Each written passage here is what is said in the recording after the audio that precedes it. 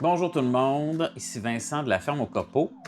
Alors, dans le vlog de cette semaine, ce qu'on va faire, on va repiquer les poivrons qu'on voit derrière moi. On va aussi travailler un petit peu dans la cuisine. On veut cuisiner du poulet vu qu'on en a encore beaucoup dans les congélateurs. On va cuisiner des patates aussi qui restaient de l'an dernier. Ce qu'on va faire aussi, on va sortir à l'extérieur puis on va travailler sur les framboisiers. On va faire des boutures, les couper, les tailler, les mettre beaux, puis peut-être mettre aussi un peu de BRF sur les arbres fruitiers. On est présentement le 2 avril, puis le vlog va sortir le 5. Puis je me suis dit que ce serait important de vous faire un petit aide-mémoire de qu'est-ce qui serait important de semer le plus vite possible. Vu que il y a un petit délai entre le moment que je filme et le moment qu'il faut faire les semis, pour être sûr que tout le monde soit à jour avec la cédule. Donc, moi, je suis en zone 4B. Si vous ne connaissez pas vos zones de rusticité, ce serait important de l'apprendre, d'aller voir sur Internet, écrire zone de rusticité, dans quelle ville vous habitez. Mais pour la zone 4B, je vais toujours vous donner des informations que j'ai pour moi. Donc, je vais faire ça vite fait. Je vais toutes les défiler juste pour qu'on soit à jour dans les semis. Donc, ce qui devrait être fait ou ce qu'on devrait faire là, pour le 5 avril, c'est aubergines, kale, choux, toutes les sortes de choux, les cerises de terre, céleri, laitue, c'est pour le 7, environ 7 avril. Oignons, poireaux, poivrons, c'est limite. Là, si c'est pas fait, il faut les faire vite, vite, vite, là, comme maintenant, en fin de semaine. Basilic, ciboulette, origan, livèche, cerfeuil, persil. Ça, c'est tout maintenant. On les commence. Puis, à part ça, il y a le thym. Si c'est pas encore fait, ben aussi, comme les oignons, poireaux, poivrons, ben ça presse. Il faut faire le thym maintenant parce que c'est un peu plus long à se développer. Donc, ça ressemble à ça pour l'intro. OK, alors, on se retrouve dans la chambre des semis. Aujourd'hui, ce qu'on va faire, c'est le repiquage des piments forts puis des poivrons. On pourrait se demander, c'est quand il faut repiquer, c'est quand c'est le bon moment. Ben, moi, il y a deux bons indicateurs. Il y a le premier, il y a les deux vraies feuilles ici qui commencent à apparaître. Ça, c'est un bon indicateur. Mais le meilleur indicateur, je dirais, c'est quand on commence à voir les racines en dessous, là, c'est le temps d'échanger de là. Ça va être important justement de leur donner un peu plus d'espace pour qu'ils grandissent mieux, pour qu'il y ait une meilleure croissance. En ordre, ce qu'on va devoir faire, là, j'ai du terreau ici.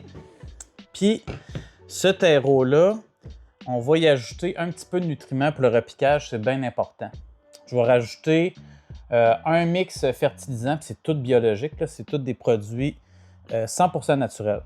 Fait qu'on va rajouter un fertilisant, puis aussi un mix qui appelle de minéraux. Ça aide beaucoup au développement des racines, puis il y en a un autre que le fertilisant va aider plus à la croissance, puis tout au côté foliaire qui ne manque pas d'azote, surtout pour leur développement. Alors, on va aller chercher les engrais. Je vais vous montrer comment je fonctionne. Donc, je me suis dit que ça pourrait être intéressant de vous montrer ça. C'est pas grand-chose, mais tout ce qui est fertilisant, tous mes produits, encore une fois, c'est 100% naturel. Regardez, 100% naturel. Comme ça, ici, c'est des algues fraîches concentrées qu'on dilue dans de l'eau. Ça, on va s'en servir au fur et à mesure, là, quand les plants vont déjà être établis. Mais pour l'instant, ce que j'utilise, il y a ça ici, qui est un fertilisant naturel. Vous voyez, c'est bio. Puis un autre, c'est un mix, mineral mix, qu'ils appellent. C'est des amendements minéraux pour le maintien de la fertilité du sol. Là. Ça aide beaucoup justement pour le développement des racines. Donc, on va les amener à la table avec nous. Je me garde aussi toujours une cuillère à soupe pour mesurer.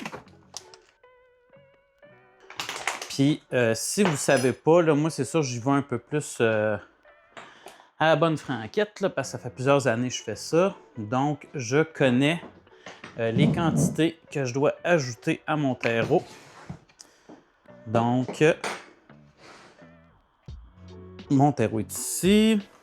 Je vais ajouter, pour cette quantité-là, je dirais que je vais ajouter environ 2 cuillères à soupe de chaque, je dirais. Je vais aller remettre la caméra sur le trépied parce que là, c'est pas bien pratique. Donc, comme je disais, environ 2 bonnes cuillères à soupe de chaque. On essaye de déposer le plus bas possible pour pas que ça fasse trop de poussière. C'est très volatile. Alors, 2 comme ça. Même chose pour le mix minéral. OK. Pour la quantité de terre que j'ai, ça ressemble à ça. Donc, ce qu'on va faire, on va bien mélanger ça. Et c'est justement l'outil que je vais me servir aujourd'hui, c'est une fourchette qui fait partie maintenant de mon kit de jardinage. Vous allez voir pourquoi tantôt, c'est un outil fantastique pour le repiquage. OK, fait qu'on mélange tout ça. Je peux y aller aussi avec les mains, là, vu que c'est aucun produit chimique, c'est que des produits naturels. Je vais finir comme ça un peu à la main, parce que j'ai vu qu'il y avait encore des petites mottes de terreau. Là, on essaye vraiment tout le temps les défaire, ça, les petites mottes de terreau. Je vais penser ça comme ça. Fait que là, on voit que ça s'en vient pas mal uniforme. On voit quasiment pas le changement de couleur avec les engrais qu'on a mis. Mais lors du repiquage, c'est vraiment important de nourrir nos plants parce que là, au début, quand ils sont tout petits, c'est même pas idéal. C'est vraiment pas bon, je dirais, de donner des amendements aux semis parce que ça peut les tuer. C'est très, très, très fragile, les semis, au début. Mais là, ils sont rendus beaux, puis on veut qu'ils restent beaux, donc on va les nourrir. OK.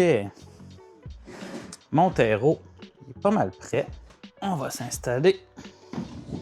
Je garde mon bac sur une petite chaudière ici.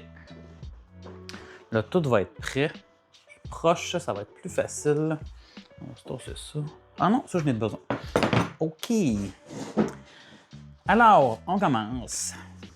Encore une fois, les godets de 3 pouces. On les remplit.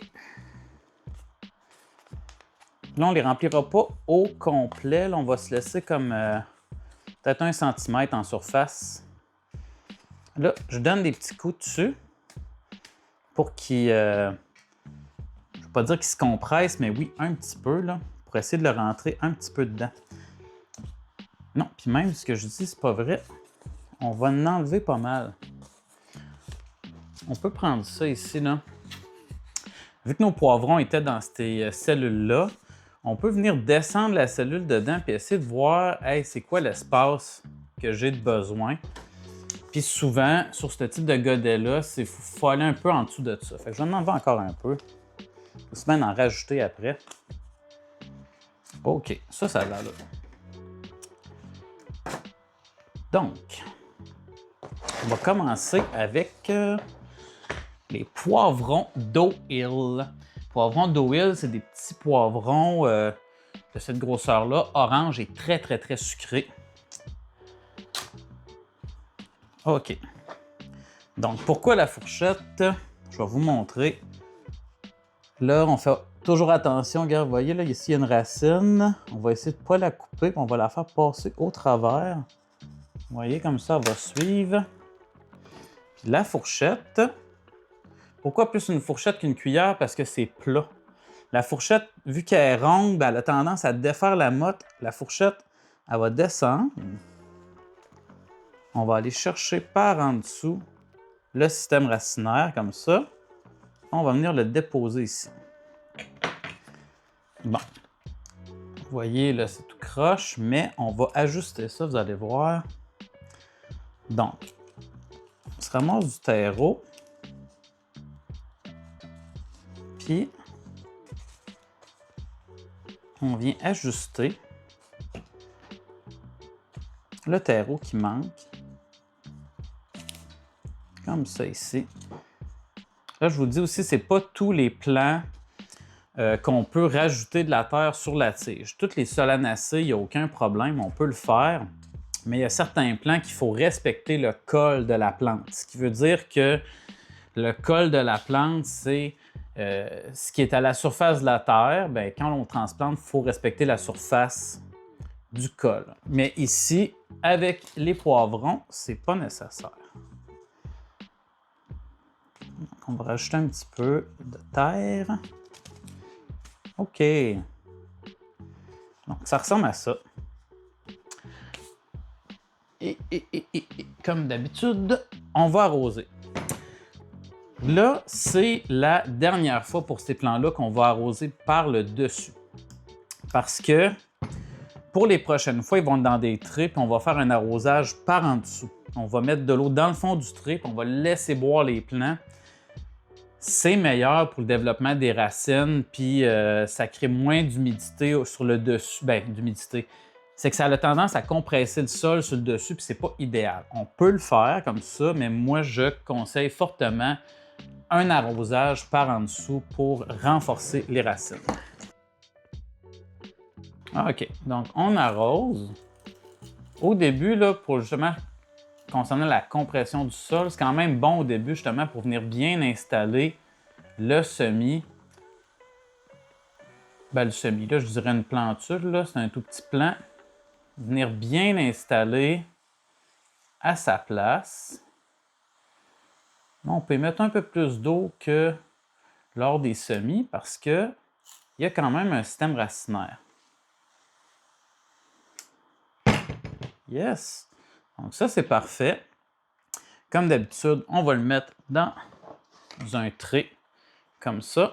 On va les remplir, puis on va aller les mettre sous la lumière environ, ouais, je dirais 2 pouces, 3 pouces le max là, pour maximiser la quantité de lumière qu'il va y avoir sur les plants. Alors, ça part!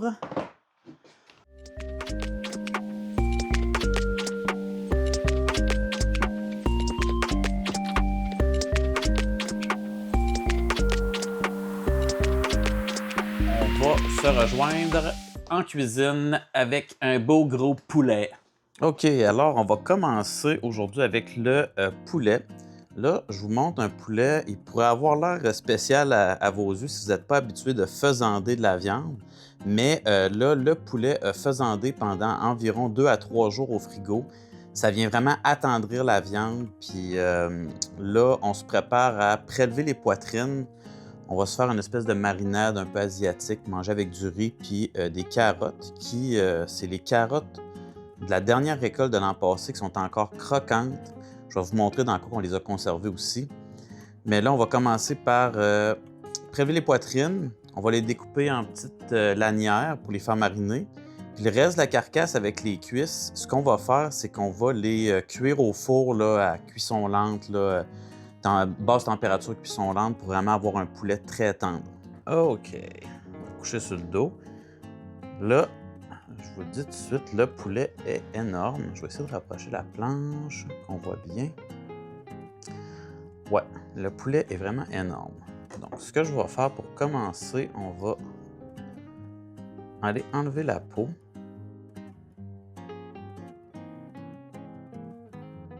Regardez ça, les grosses poitrines, c'est incroyable. C'est un poulet qui, je pense, qui était à 3,1 kg. Une fois que la peau est enlevée, ça va être de longer le petit os du centre. Puis là, je vous le dis tout de suite, là, je ne suis pas un expert boucher. Je fais juste me débrouiller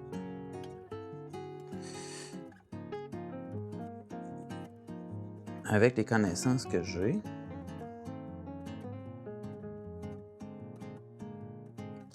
Presque fini. Bon.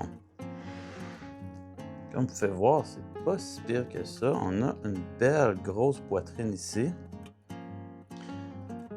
Là, ce que je vais faire pour l'instant, je vais juste la mettre de côté pour aller prélever la deuxième poitrine. puis aller chercher les derniers petits morceaux là, de belle chair qu'on n'a pas réussi à aller chercher sur la première coupe. OK, donc on va se mettre ça, réserver ça de côté ici, puis après, on va les faire mariner. Là, je vais continuer à prélever les poitrines.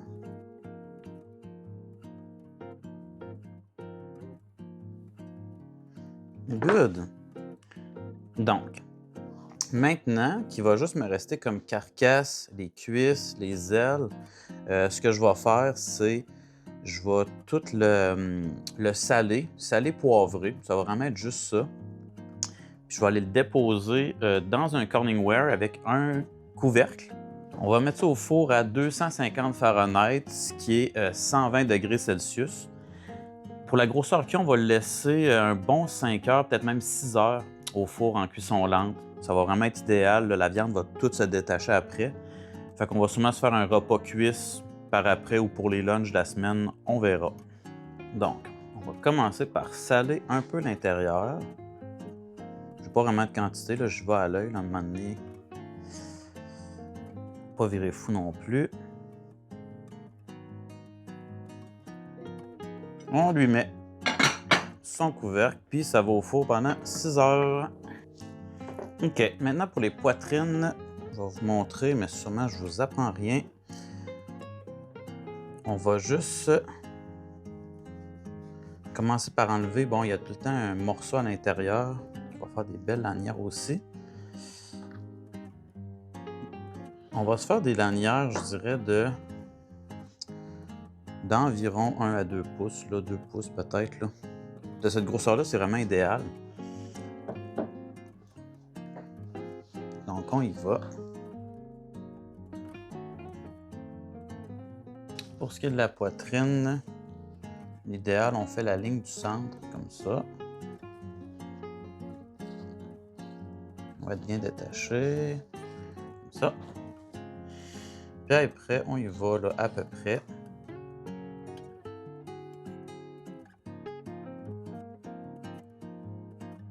OK, là, on peut voir que toutes nos lanières sont faites. Ça nous fait vraiment une grosse quantité. C'était des poitrines énormes. Pour ce qui est de la marinade, ça va être de quoi de très simple. Là. Ça va être genre huile d'olive, sauce soya, un peu de miel ou sirop d'érable. On verra ce qu'on a de dispo. Avec de l'ail, puis peut-être un peu de vinaigre de cidre. Ça va vraiment juste ressembler à ça. Je vais les faire mariner toute la journée. Puis ce soir, on va commencer à les cuire à la poêle.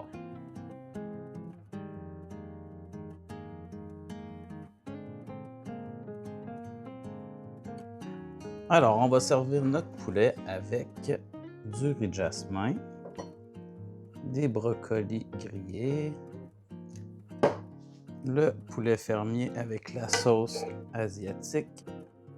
On va finir ça avec quelques concombres frais. Et voilà.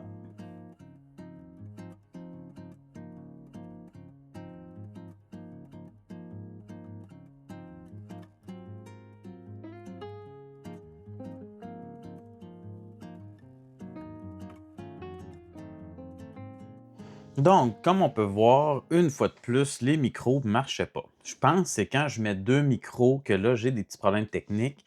On n'est pas encore habitué vu que c'est des nouveaux micros, mais bon, on va s'habituer. Donc, on est sorti à l'extérieur pour aller travailler sur les framboisiers. Ce que je disais en gros, c'est qu'il fallait couper les vieilles tiges puis garder seulement 2 cannes par plant. Donc, on voit ici, justement, je commence par enlever les branches mortes. Puis après ça, il va y avoir de la sélection de cannes. On garde les 2 plus belles cannes sur les plants. Puis toutes les autres qu'on va enlever, je vais les garder pour faire des boutures puis les multiplier.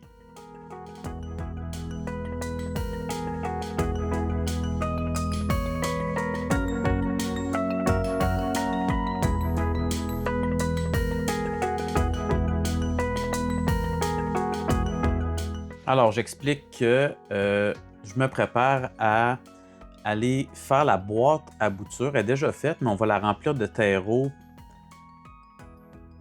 Puis c'est ça. Ici, la boîte à bouture, c'est une boîte qui est faite justement pour encourager les racines à se renforcer par le fait du grillage en dessous. Ils appellent ça du air pruning en anglais.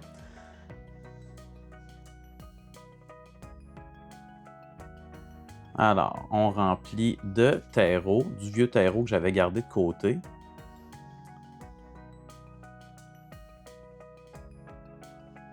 Le vieux terreau peut justement servir à faire les boutures, il n'y a aucun problème.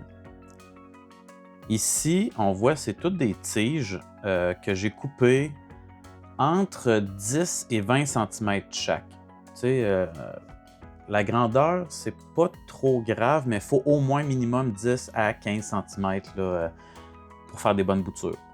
Aussi, la taille, j'essaie d'avoir une taille, la grosseur d'un crayon.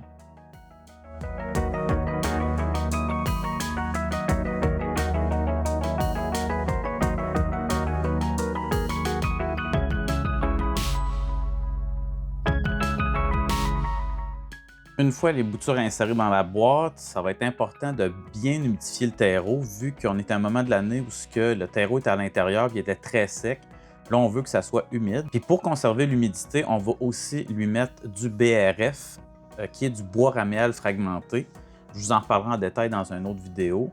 Mais on peut dire, là, ici, on met du copeau de bois sur le dessus du terreau pour le garder humide assez longtemps. Puis, je finis par aller la mettre mi-ombre. On ne veut pas que ça soit plein soleil pour les boutures, c'est pas idéal. Je le mets en arrière de la grange, donc la moitié de la journée c'est à l'ombre, l'autre moitié de la journée au soleil. Ça, c'est assez idéal justement pour multiplier des framboisiers. Alors, c'est tout pour l'épisode de cette semaine. J'espère que vous avez apprécié. Pensez à nous laisser un petit commentaire, un petit j'aime, puis surtout vous abonner, c'est super important pour nous. La semaine prochaine, on devrait poursuivre avec les trucs de jardinage. On va se faire une petite mise à jour avec les semis, voir comment que les poivrons avancent. Puis d'ici là, dans le coin du 15 avril, ça va être le début des semis de tomates. Donc, restez à l'écoute. Il y a beaucoup de choses qui s'en viennent pour le reste de la saison. Alors, je vous dis à la semaine prochaine. Bye!